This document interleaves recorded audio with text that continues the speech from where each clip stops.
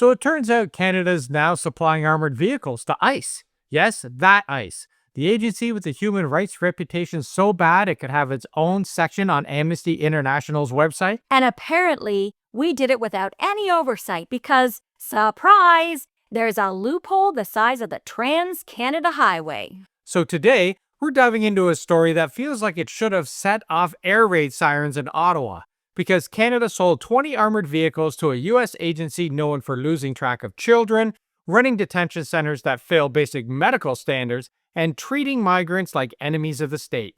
And it wasn't just a sale, it was a rush order, delivered in 30 days, faster than you can even get a passport renewed in this country. And if you know anything about ICE, you know the deaths in custody, the disappearances, the abuses, the family separations, the very last thing they need is more armored vehicles. So we have a question and want an honest opinion right off the top. Should Canada be allowed to sell military hardware to an agency with a human rights record this bad?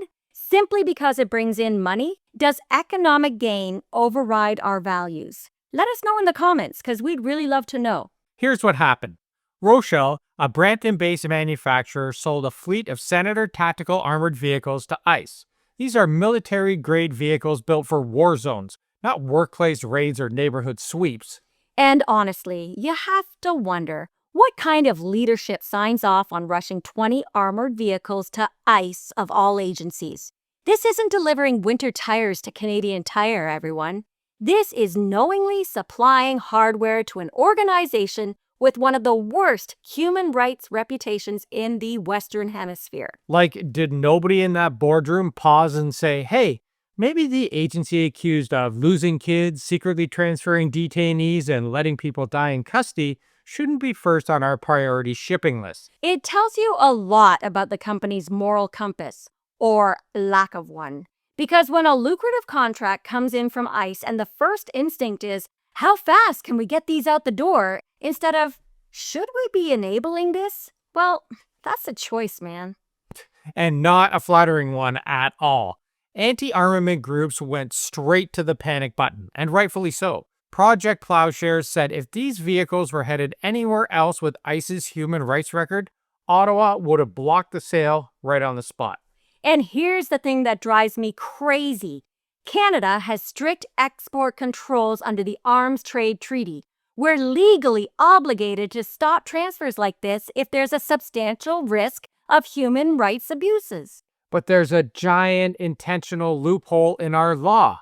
For anything sold to the US, Canada basically says, if America wants it, we don't need to check. Even if the supplies are going to a despicable organization like ICE. It has a long documented pattern of abuses long before 2025. However, this year, ICE has basically gone feral. And as of this week, Amnesty International dropped a new report on Florida's infamous ICE sites, the Everglades Detention Facility, better known as Alligator Alcatraz, and Chrome in Miami. They found people locked in tiny metal cages, sometimes only a couple of feet high, left outside in brutal heat with no water, lights on all night, guards using violence, overflowing toilets, just the works. They're literally calling it cruel, inhuman treatment and torture. And then it gets even worse. A judge ordered Alligator Alcatraz shut down back in the summer, and then Trump-appointed judges on an appeals court swooped in and let it fire back up again. So now you've got a facility that was supposed to be closed for human rights violations still in operation, and I can only imagine what's going on there now. Yeah, and meanwhile, families and lawyers are still struggling to track where people are. Amnesty literally uses the phrase enforced disappearances. People moved, shuffled, hidden inside a detention maze where nobody can get any straight answers. And Florida officials are waving it all away as politically motivated, which is a neat way of saying, well, we'd rather call Amnesty liars than fix a system that looks like a knockoff of Guantanamo Bay. And none of this is random at all. This is exactly what Trump's Project 2025 laid out on paper before he even got back into office. Turning ICE into a nationwide deportation machine, expanding expedited removal so that they can grab people anywhere in the country, raiding schools, churches, hospitals, and making it harder for people to get a lawyer or even understand their rights. Project 2025 literally talks about folding children's care under the DHS enforcement so kids become just another part of the machinery. And former ICE officials are now sitting in those roles.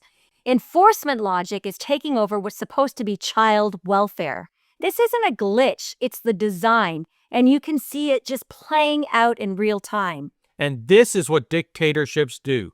Chile didn't start with mass graves. Argentina didn't start with death flights. Nicaragua didn't start by emptying out entire neighborhoods. They started with what ICE is doing today, detaining people without warrants, blocking lawyers, hiding transfers, refusing to tell families where their loved ones are, ignoring court orders, operating black box detention sites, and treating due process like an optional upgrade. It's terrifying. And the only reason ICE's disappearance numbers aren't on Chile's scale yet is time. Nothing else. Give an unrestrained agency a year or two of carte blanche like ICE has now, and the comparison, it won't feel dramatic, it will feel long overdue. Canada should not wait for that. We shouldn't be asking, is ICE as bad as Pinochet yet? We should be asking, why are we arming them at all when they're already acting like this? We're not talking about some neutral law enforcement agency. We're talking about handing more armored vehicles to a system that's openly running on the Project 2025 blueprint. Mass detention, mass deportation, and disappearing people. And now, Canada is sending armored vehicles right into that system, not to protect communities, to harden the machinery that disappears people. This isn't neutral. It's directly contributing to militarizing civilian spaces. And here's the part that should make every Canadian furious. We actually have laws that are supposed to stop us from enabling this. Canada signed the Arms Trade Treaty in 2019, and under that treaty, we must deny exports if there's a substantial risk they'll be used in human rights abuses. And by any reasonable standard, ICE is walking, talking substantial risk. But here's a little trick. Canada created a loophole. Any sale to the USA is automatically exempt from the normal export permit process. Meaning, if these same vehicles were going to Myanmar or Saudi Arabia or Syria, Canada would have blocked it instantly. But to ICE, we don't even look at the paperwork. It's the diplomatic equivalent of saying, America would never do anything bad. Well, maybe they should explain that to the families of the 1,475 missing kids. So what does ICE do with these armored vehicles? Because this isn't for border security. They already have surveillance towers, drones, checkpoints, and enough tactical gear to host a Call of Duty convention. No. Armored vehicles like the Rochelle Senator are used for raids. Workplace raids, neighborhood raids, mass sweeps. They're used to intimidate. They're used to show force. They're used to make a civilian community feel like a battleground. And they also hand political extremists, the same groups that were pardoned, praised, and paraded as good patriots and very good people by Trump, exactly what they've always wanted. Government-grade machinery to fuel their little fantasy that they're foot soldiers in some holy crusade. It turns these fringe ideology groups into a costume they can wear with authority, and that's very dangerous.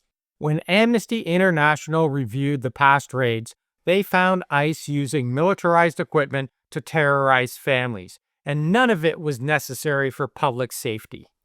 In one case, ICE used armored vehicles outside a food processing plant to arrest hard-working people just working on the line. They didn't have weapons, they weren't a threat, it was just for intimidation. Now, NDP MP Jenny Kwan is sounding the alarm, rightfully so, because this isn't just about ICE today, it's about what happens tomorrow. Yeah, Kwan's private member bill, C-233, would finally close that loophole that allows Canadian military goods to be sent to the U.S. and then quietly used for ICE or resold to countries in conflict. Right now, Canada can export components to the U.S., and then the U.S. can re-export them anywhere they want. Yemen, Israel, Myanmar, and Canada can just shrug and say, oh, weird. How did our parts get there? It all was fine when the US had a little bit of a moral compass, but under Trump, it's just unacceptable. And then you have Doug Ford waddling into the story. He cheered the sale and said, "We'll take orders anywhere in the world, folks." Doug, buddy, this is an ICE contract, not Uber Eats. For a guy who talks big about elbows up, it's wild how fast he'll elbow vulnerable people out of the way if it means selling one or more armored truck.